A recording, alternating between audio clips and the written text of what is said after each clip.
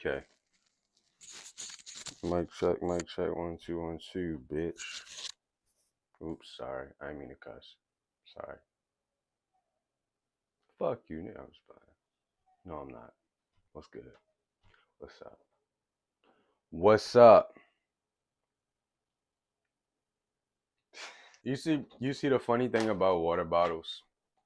I used to drink them like and just squeeze the water bottle like this and the water bottle's like this while I'm still drinking. But then I was like, I saw people drink like this. But it's like their top lip be all wet. And it's like I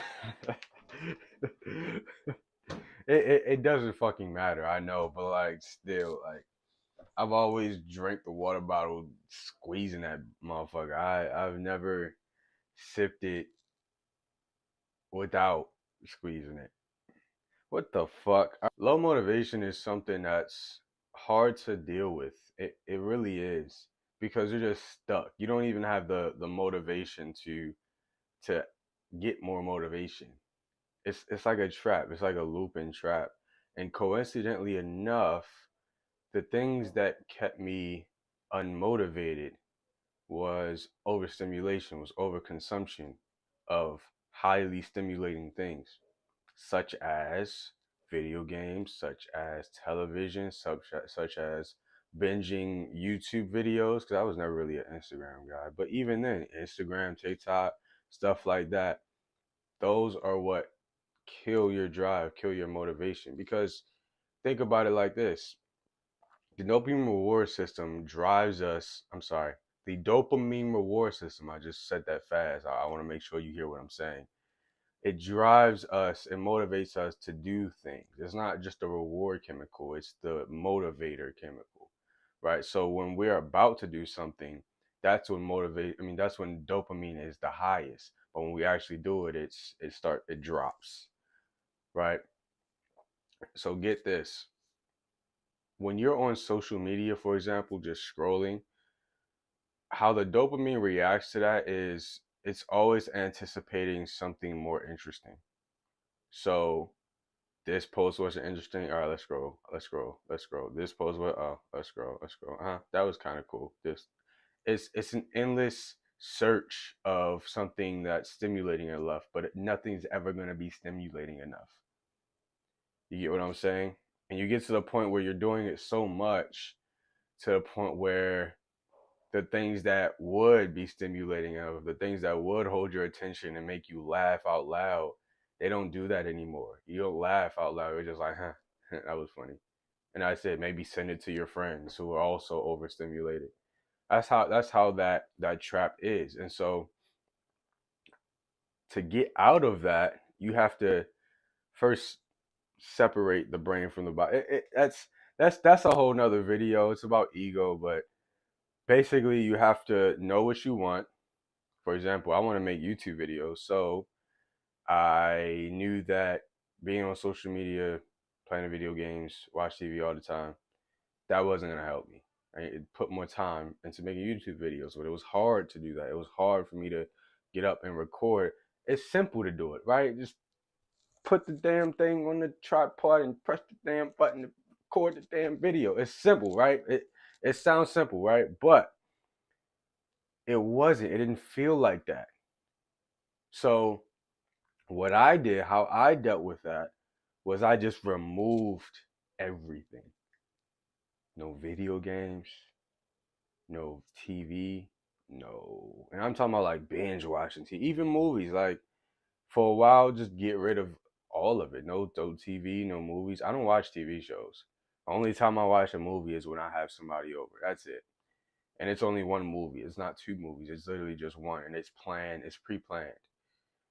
No TV, no video games, no social media. Those are the three big things. I don't know if you watch porn, but if you do, definitely get rid of that shit. That's probably the worst one out of all of these. But most people just TV, video games, social media. Those gotta go. And then obviously junk food and all the other stuff. Gotta get exercising a little bit. Doesn't have to be a lot, but that helps. If you get rid of that cold turkey, I mean cold turkey, not, oh, I'll just reduce it little by day. No. That's like saying, oh, I'm gonna just smoke less cigarettes a day and eventually I'll quit. No, you're just making excuses not to quit cold turkey because you know cold turkey is gonna suck, but you know it's the best thing to do. Quit cold turkey. That is literally the only way. You quit, cool. It's gonna suck. It's gonna suck. You're gonna feel drained at times. You're gonna definitely have cravings. You're gonna definitely reach for your phone. I just delete the apps on my phone. I don't care. I don't care what you say. Some people say you should keep the apps on your phone and try to resist. No, that's like that's that's like that's like going up to a junkie who's trying to recover and just waving crack in their face. It's like, the fuck, no. At first, the very first time you go cold turkey, you have to get rid of it. It has to go.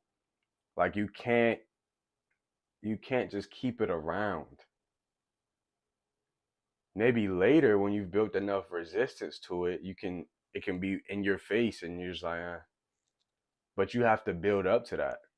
Going cold turkey is important. Is Going cold turkey means getting rid of it entirely. Not keeping it on your phone and trying not to tap it, or not keeping the video games hooked up and trying not to go play them, right?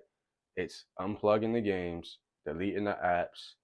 You don't have to unhook your TV. I'm not gonna make you do all of that, but just leave it off. It's as simple as that. I don't even have a TV in my room. I used to, but I broke it. We're not gonna talk about that. That's embarrassing. Actually, no, fuck it. I'll talk about it. I was playing VR in my room, and I was playing this game called Blade and Sorcery. And for some reason, instead, I was facing this way actually, and my TV was on the wall. For some reason, I was like, you know what? I'm gonna put the sword down, and I'm gonna turn around and go, bow, and hit the dude, right? Hit the dude in the face. His VR headset, right? And when I did that, I heard boom.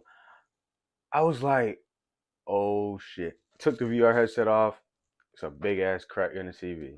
God damn it. Took the TV off the wall. I didn't even want to play no more after that. But motivation isn't hard to obtain. It's naturally within you. You just got to stop suppressing it. It's that simple. You go cold turkey from things and you actually plan out what you're going to do afterwards. Because a lot of people don't do that.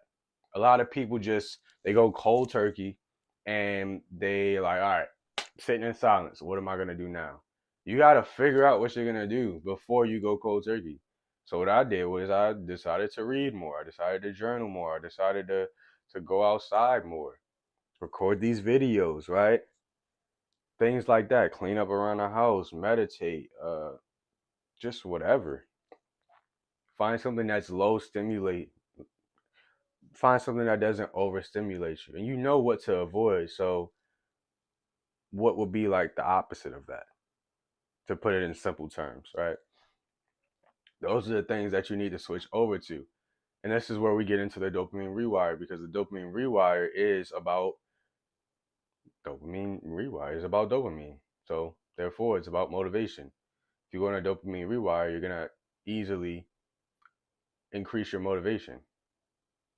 That's what allows me, that's what helps me make these videos. It's a mix of indomitable drive and motivation. And that's because I did the rewire, or I'm doing the rewire. So if you have any questions, leave them in the comments. As always, embrace infinity. Peace.